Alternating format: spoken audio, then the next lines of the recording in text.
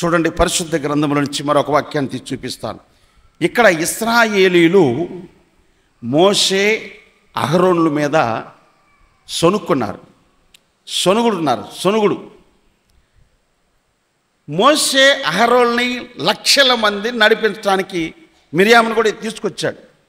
వీళ్ళందరూ నడిపిస్తూ ఉంటే వీళ్ళు ఏం చేశారు తెలుసా? సొనుగుడు స్టార్ట్ అయింది. చూడండి ఏమన్నాడు తెలుసా? వాళ్ళతో సొనుగుడు ఉండకూడదు. దేవుని సేవకుడు, దేవుని సేవకురాలు దేవుడు ఎన్నుకున్న దేనికంటే ప్రజలని దేవుని వైపు మళ్లించడానికి ఎన్నుకున్నాడు. వారు ఒకవేళ ఏదైనా పొరపాటు తెలుసో తెలియకో చేస్తే వారిని గద్దించడానికి ఎన్నుకున్నాడు. గద్దించటానికి, ప్రేమించటానికి, క్షమించటానికి, ప్రార్థన చేయటానికి దేవుడు పిలిచాడు. కాబట్టి మనం ఇక్కడ చూస్తే మోషే గారు, ఇశ్రాయేలీయులు జనము ఈ మోషే గారి మీద సొనుక్కుంటే దేవుడు ఏమన్నాడు తెలుసా? ప్రియమైన దేవుని బిడ్డలారా, ఈ సమాజం మధ్య నుంచి అట్లా టచ్ పక్క, నేను వాళ్ళ సంగతి చూస్తాను అంటున్నాడు. నువ్వు పక్క తెలుగు. ఏంటి వాళ్ళు సొనుక్కుంటున్నారు? ఎందుకు సొనుక్కోవాల్సిన పని ఏంటి? ఏం చేశారు వాళ్ళు? నేను వాళ్ళని ఏర్పాటు చేసుకొని అభిషేకించి స్వరం ద్వారా మాట్లాడి ప్రజలను నేను నడిపించడానికి వాళ్ళని ఏర్పాటు చేసుకున్నా.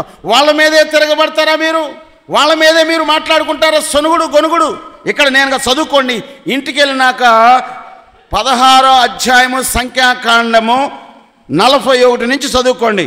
మరునాడు ఇశ్రాయేలీయులు సర్వ సమాజము మోషే అహరోనులకు విరోధముగా సొనుగుచు, మీరు యెహోవా ప్రజలను సంపితులని చెప్పి సమాజము మోషే అహరోనులకు విరోధముగా మాట్లాడటం ప్రారంభించాడు. జాగ్రత్త, కేర్ఫుల్ ప్రియమైన దేవుని బిడ్డలారా. చూడండి, అయితే ఒకసారి మోషే గారిని నువ్వు పక్కరా. 44వ వచనంలో, యెహోవా మీరు ఈ సమాజం మధ్య నుండి తొలగిపోవుడి, క్షణములో నేను వారిని, ఇటు చూడండి,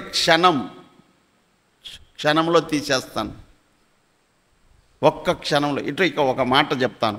ఈ క్షణం అనే కాడ ఇటు చూడండి, దేవుడు తలుసుకుంటే క్షణంలో మనిషిని మారుస్తాడు.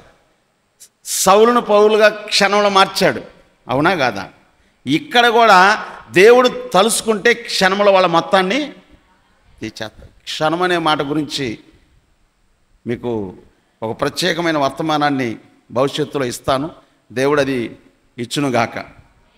ఇక్కడ మనం చూస్తే అలా మీరు క్షణంలో వాళ్ళని తీసేస్తానంటే అప్పటికే ప్రియమైన దేవుని బిడ్డలారా, దేవుని కోపము ప్రజల మీదకి వస్తే అప్పుడు ప్రజలకి తెగులు వచ్చి చచ్చిపోతున్నారండి.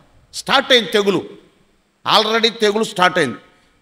తెగులు స్టార్ట్ అయిన తర్వాత మనం చూసినట్లయితే వ్రాయబడిన మాట 47వ వచనంలో, మోషే చెప్పినట్లు అహరోను వాటిని తీసుకొని సమాజము మధ్యకు పరిగెత్తిపోయినప్పుడు తెగులు జనములో అప్పటికే ఇటు చూడండి, అప్పటికే మొదలుపెట్టింది తెగులు.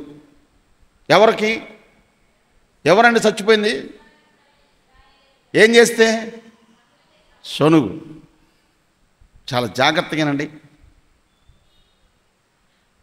అలా చచ్చిపోవాలని అదే మోషే అదే అహరోను కానీ కోరుకుంటే ఇక్కడ ఏం చెప్పాడు చూడండి, తెగులు వచ్చేసింది, అయ్యో ఈ ప్రజలు ఇలాంటి పరిస్థితి వచ్చిందని ఏం చేశారు తెలుసా? మోషే చెప్పినట్లు అహరోను వాటిని తీసుకొని సమాజం మధ్యగా పరిగెత్తిపోయినప్పుడు తెగులు జనములలో మొదలుపెట్టి ఉండెను. కాగా అతడు ధూపము వేసి ఆ జనులు నిమిత్తము ప్రాయశ్చిత్తము చేసెను. అతడు చచ్చిన వారికి బతికి ఉన్న వారికి మధ్య నిలబడగా తెగులు ఆగిపోయెను. చప్పట్లు కొట్టు, హల్లెలూయా.